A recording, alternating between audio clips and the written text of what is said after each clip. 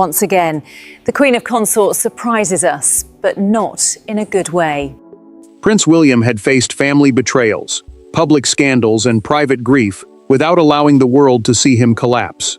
But this was different.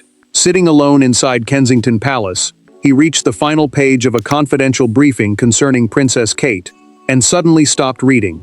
His hand tightened around the paper. His breathing changed, because what lay before him suggested that Camilla had been quietly working to weaken Catherine's position inside the royal household. Before we go deeper into what this really means for the royal family, make sure to subscribe so you don't miss a single update. William stared at the final paragraph as though the words might change if he read them again. They did not. The confidential briefing, a private internal summary prepared for senior members of a royal household, had been compiled after aides noticed unusual decisions surrounding Catherine's engagements, staff access, and future ceremonial responsibilities.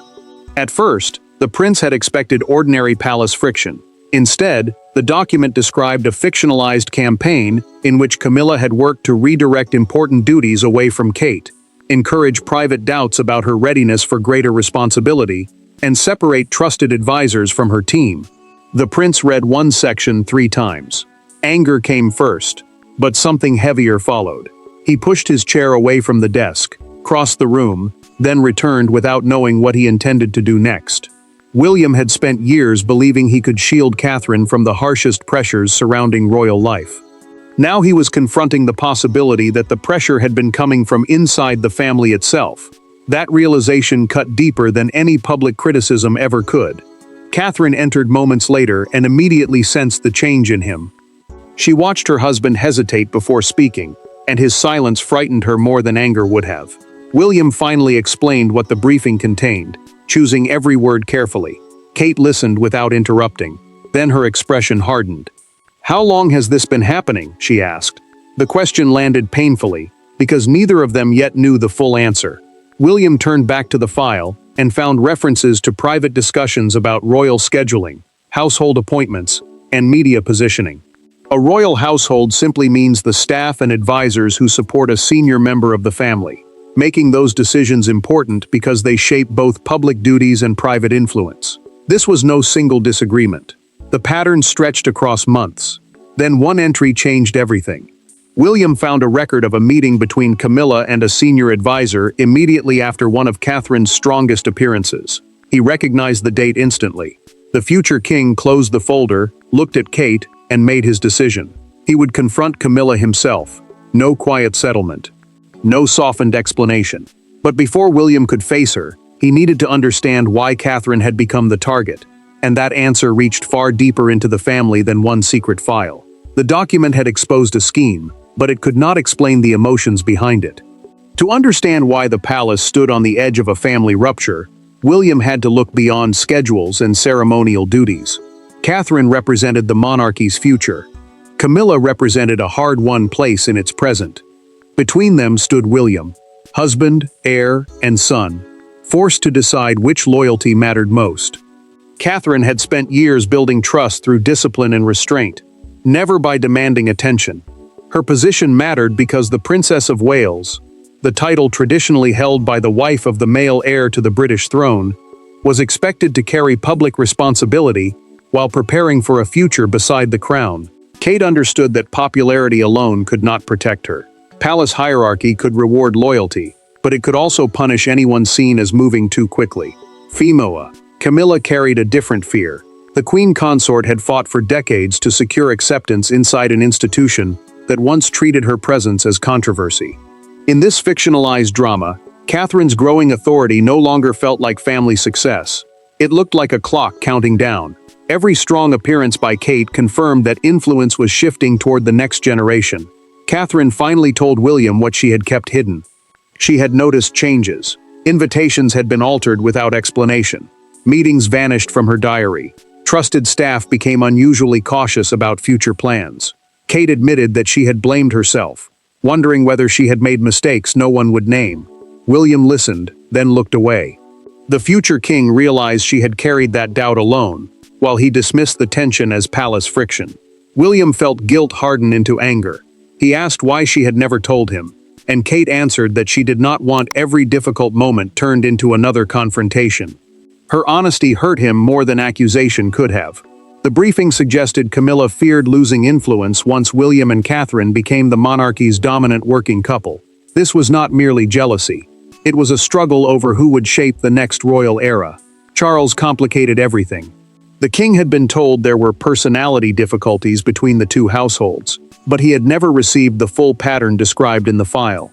William understood the danger. Someone may have limited what the monarch knew while allowing actions to continue in his name. Then Catherine went still. She remembered one private exchange after a royal ceremony months earlier, when Camilla warned that she was moving too quickly. William leaned forward and asked her to repeat every word. That memory would take them back to the moment when discomfort became intent, and when the first move in the hidden campaign was made. Every palace conflict has a moment that looks insignificant until the truth is known.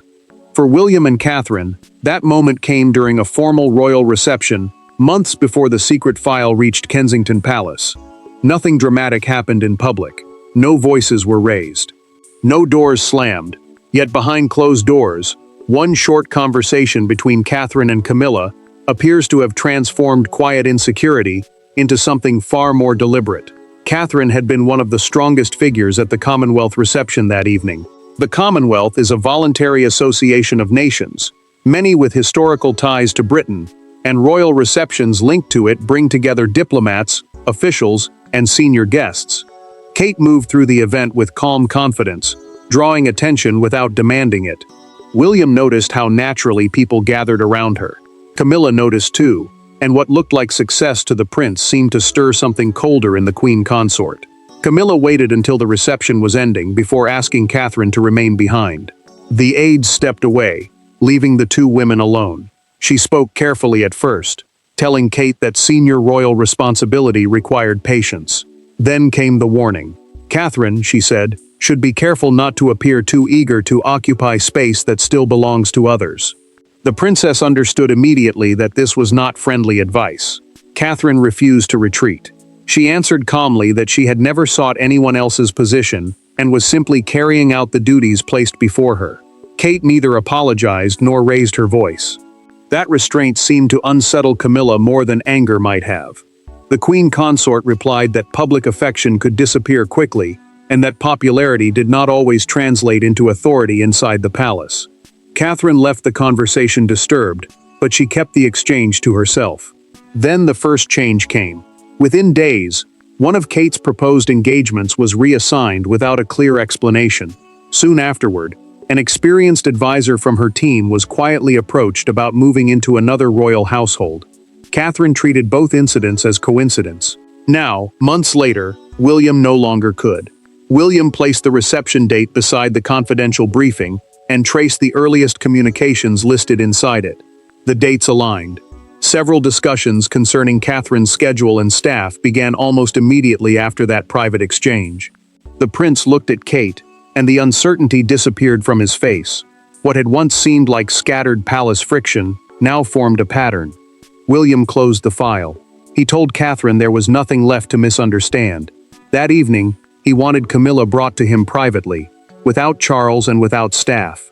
When that door finally closed behind William and Camilla, years of controlled royal politeness disappeared with it. There would be no aides to soften the language, no courtiers to change the subject, and no king standing between them. William entered the private sitting room carrying only the briefing. Camilla was already waiting. She expected a difficult conversation. What she did not expect was the future king placing the file between them and asking one devastating question. Why were you trying to undermine my wife? William sat opposite Camilla and opened the folder to the timeline he had studied with Catherine. The briefing, an internal summary used to organize information for royals, listed reassigned engagements, altered staff arrangements, and criticism circulated privately inside the palace. The prince skipped every courtesy. He wanted answers, not reassurance. In this fictionalized drama, the evidence suggested that separate decisions had been tied together deliberately. Camilla pushed back. She argued that royal households often compete for limited staff, attention, and space on the calendar, and she insisted that administrative choices did not amount to a campaign. William let her finish. Then he turned to the communication chain. One message led to another, and each appeared to connect the same people, the same concerns, and the same goal: slowing Catherine's rise. William's restraint cracked. He told Camilla that Kate had spent months believing the setbacks were her own fault. His voice rose when he described how she had questioned her judgment, her readiness, even her place. The future king could accept disagreement between adults. He could not accept pressure designed to make his wife doubt herself. That, he said, crossed a line no family argument could excuse. Camilla stopped defending the details and spoke about fear. She admitted that Catherine's growing influence had unsettled her. The queen consort said she had spent years fighting to establish a secure place beside Charles, only to watch attention shift toward William and Kate before the king's reign had settled. She had spoken to advisors about preserving balance, she said, not destroying anyone. William rejected the distinction. Slowing Catherine down, isolating her staff, and feeding doubts about her ability did not become harmless, because the motive had been renamed. Then Camilla invoked Charles. She said the king knew tensions existed and had warned about allowing one household to dominate public attention. William went still. He asked whether his father had approved the specific strategy. Camilla did not answer. The silence told him enough. William stood, closed the folder, and said he would ask Charles himself. Camilla called his name as he reached the door, but he never turned around. William had confronted the scheme's architect, but the real balance of power now depended on what the king had known and what he had allowed. The confrontation with Camilla had answered one question and created another, far more dangerous one. Had Charles simply failed to see what was happening, or had he quietly allowed it? William needed that answer before taking another step. Confronting his father meant defending Catherine and challenging the sovereign over where royal authority ended and family loyalty began. Charles looked up as William entered his study and understood that this was not an ordinary family conversation. The king still controlled the senior household structure, official schedules, major appointments, and the tone between royal offices. A royal household is the network of staff and advisors supporting a senior royal, which meant decisions made through those offices could shape influence as much as public appearances did. Yet the monarch also knew that William and Catherine represented the next chapter of the institution. A lasting rupture with them could damage confidence in the succession itself. William did not sit at first. He placed the file on the desk and asked whether his father had authorized efforts to reduce Catherine's responsibilities. Charles removed his glasses, set them beside the papers in front of him, and remained silent for several seconds. The future king watched him carefully. That pause carried its own weight. Charles finally admitted that Camilla had spoken to him about Catherine's expanding profile. He said he believed she wanted clearer boundaries between the households, not a campaign against Kate. In this fictionalized account, the king insisted that he had never approved attempts to isolate staff or undermine confidence. William answered without hesitation. Not knowing, he said, did not erase responsibility if people had acted under the protection of the monarch's name. William opened the timeline and pushed it across the desk. Charles read each entry slowly. His expression tightened when he reached messages showing that broad comments about balance had been repeatedly used to justify decisions he had never specifically ordered. The king read them again, then set the pages down. Something had shifted. The dispute was no longer about personalities. It was about authority being used without clear consent. Charles made his choice. He told William to restore Catherine's staff arrangements and engagements immediately. He then ordered that no future decision affecting the Wales household, the office supporting the Prince and Princess of Wales, could pass through Camilla's team without written coordination. William said nothing, but he understood what had just happened. Charles pressed the desk bell and asked for Camilla to be brought to him. Then he looked directly at his son. This will be settled tonight. But orders could not erase the damage, and when Camilla learned how much control had disappeared, the fallout became painfully personal. For months, Camilla had believed she was controlling the pace of change inside the monarchy. Then, within a single evening, that control disappeared. Charles had drawn the boundary clearly.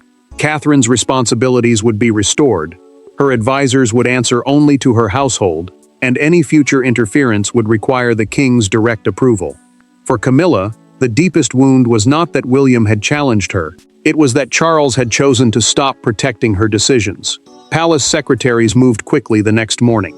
One reassigned engagement returned to Catherine's calendar, disrupted staffing channels were restored, and communication between the two royal households was formally separated. A royal household is the team of advisors and staff who manage a senior royal's duties. So separating those channels meant Camilla could no longer quietly influence Kate's working structure. Charles also instructed aides to describe the changes as an internal restructuring. Stability mattered because even a private feud at that level could damage public confidence in the monarchy. Camilla returned to her private room after meeting Charles and closed the door herself. She removed a bracelet, placed it beside a framed photograph, and sat without speaking. The queen consort finally understood that the king would no longer defend every choice made in her name. Minutes later, she confronted him again, accusing him of humiliating her before William. Charles did not raise his voice. He told her the humiliation began when Catherine was pulled into a struggle she had never chosen. William soon received another shock. An aide produced copies of communications that had been preserved separately from the original briefing. The messages went further than schedules and staffing. They included attempts to describe Catherine as emotionally unprepared for greater constitutional responsibility, meaning the serious public duties attached to supporting the sovereign and, eventually, standing beside a future king. The prince read the summary once, then immediately took it to Kate. Catherine accepted the page from William and went completely still. She read the comments slowly, folded the paper, and handed it back. Kate did not ask for revenge. She did not demand public punishment. Instead, she said the interference had to end permanently. William expected anger, but her calm resolve unsettled him more. She had reached a decision. For the first time, William realized that protecting Catherine meant trusting her to confront the person who had hurt her. Catherine then asked for something William had not expected. She wanted to meet Camilla alone. No Charles, no husband, no courtiers waiting to mediate. Just two women, face to face, with nothing left to hide. William had fought the battle for Catherine, but Catherine was now preparing to decide how the war would end. William expected anger. Camilla expected accusation. Catherine brought neither. When the two women finally sat down without husbands, advisors, or palace staff between them, Kate carried no documents and made no threats. That calm unsettled Camilla more than confrontation ever could. Catherine was no longer trying to understand why she had been targeted. She had already decided what she would tolerate, and what would never be allowed again. Catherine chose a small sitting room away from the principal royal offices and closed the door herself. Camilla had arrived first and waited in silence. Kate sat directly opposite her and did not waste time discussing public appearances or palace gossip. A royal office is the staff structure that manages a senior royal's duties, communications, and responsibilities, which made the location important because neither woman wanted aides or institutional pressure shaping what came next. Catherine told Camilla that the real wound had never been competition over engagements. It was the months of doubt. Kate had blamed herself when meetings disappeared, when staff became distant, and when responsibilities seemed to shift without explanation. She had wondered whether she was failing. The princess said that making someone question their own worth was far more personal than simply taking work away from them. Camilla finally stopped defending the strategy. She admitted that Catherine's growing importance had frightened her. The queen consort had spent years reaching a position she once believed might never be accepted, only to feel another generation moving closer behind her. William and Kate represented the future, and that future suddenly seemed less distant. Her fear was not only about attention, it was about becoming irrelevant. Catherine listened without interrupting. Then she answered with restraint. She understood fear, she said, but fear did not excuse manipulation. Kate had never wanted Camilla's place, and she would not apologize for preparing responsibly for her own future beside William. She refused to treat ambition and duty as the same thing. Catherine then offered one path forward. Camilla would never again interfere with her household, staff, charitable work, or role beside William. Any disagreement would be raised openly, not through private pressure or hidden decisions. The queen consort remained silent for a long moment before accepting the boundary. William saw Catherine soon afterward and searched her face for an answer. Kate gave him only 3 words. "It's finished." The prince understood what she meant. Yet beyond the palace walls, the first signs of the rupture were already becoming visible. Inside, Catherine had drawn the final boundary. Outside, Britain was about to realize that something extraordinary had happened behind royal doors. Royal families survive private conflict by controlling what the public sees. But once palace schedules began changing, and senior aides suddenly shifted responsibilities, silence became impossible to maintain. Within hours, broadcasters were comparing calendars, newspapers were examining royal appearances, and crowds outside palace gates sensed that something far more serious than routine restructuring had taken place.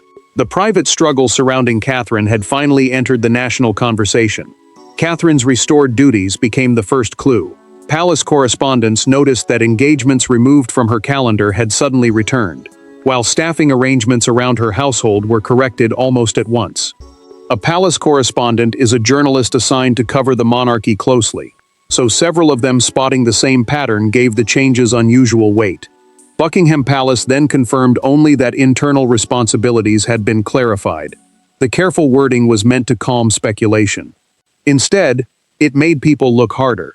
William felt that pressure almost immediately. During a scheduled engagement, reporters called questions about Catherine, Camilla, and the sudden changes inside the palace. The prince stopped for a fraction of a moment, his expression tightening before he continued without answering. His silence became its own statement. He had spent days demanding answers in private, and now every restrained movement suggested that the argument had reached somewhere far deeper than routine family tension. Catherine chose a different response. She appeared publicly soon afterward, and carried herself with deliberate confidence. Kate did not acknowledge the speculation, but she did not appear diminished by it either. That mattered, because the entire dispute had centered on whether she could be quietly weakened. Instead, her composure suggested the opposite. Whatever had happened behind closed doors had clarified her position, rather than broken it. Then, one fictional morning front page captured the mood. A split photograph of William and Camilla appeared beneath the headline, "Palace Power Struggle. William Draws the Line." By midday, people gathered near Buckingham Palace were photographing the paper and debating whether the monarchy had entered a generational turning point. Camilla's absence from a minor engagement added fuel. The Queen Consort's office blamed scheduling, but the timing made the explanation difficult to separate from the crisis. Charles knew the public pressure could no longer be ignored. That evening, the king summoned William and Catherine back to the palace. He did not call them in for another argument. He intended to establish a final arrangement governing the family from that moment forward, one that would define where Camilla's influence ended and where the Wales household's independence began. The public had witnessed the shockwaves, but only one final decision could determine whether the family emerged divided or permanently changed for generations still to come. The story began with William sitting alone over a confidential file, devastated by the realization that Catherine had been fighting a battle she never understood. It ends differently. The anger has cooled, the secrets have been exposed, the confrontation is over. Inside one family meeting, Charles, William, Catherine, and Camilla reach an arrangement that cannot erase the betrayal, but can ensure it never happens again. Charles speaks first, and everyone understands the weight of what follows. The king establishes a permanent separation between Catherine's household operations and Camilla's office. A royal household is the team that manages a senior royal's staff, engagements, charities, and official communications, so this boundary matters because neither side will now be able to interfere with the other's work without direct agreement. The monarch makes the rule unmistakable. The private struggle ends here. William accepts the settlement without demanding humiliation or revenge. The future king has moved beyond anger. His priority is protecting Kate from ever being quietly isolated again inside the institution she serves. He understands that punishment might satisfy the moment, but clear boundaries will protect the future. Catherine hears that change in him, and for the first time since the file appeared, the pressure between them begins to ease. William later admits to Catherine that the discovery broke something inside him. He believed he had failed because he never saw what she was enduring. Kate takes his hand and answers with certainty. A marriage is not protected by predicting every attack, she tells him. It is protected by standing together once the truth arrives. The prince finally allows himself to accept that distinction. Camilla faces a different ending. The queen consort keeps her place, but she loses the freedom to shape Catherine's path from behind closed doors. She must accept that another woman's future cannot be delayed to preserve her own influence. Charles recognizes the meaning too. The king sees that William and Kate are no longer junior figures waiting silently behind him. They have become a center of authority that the monarchy must respect.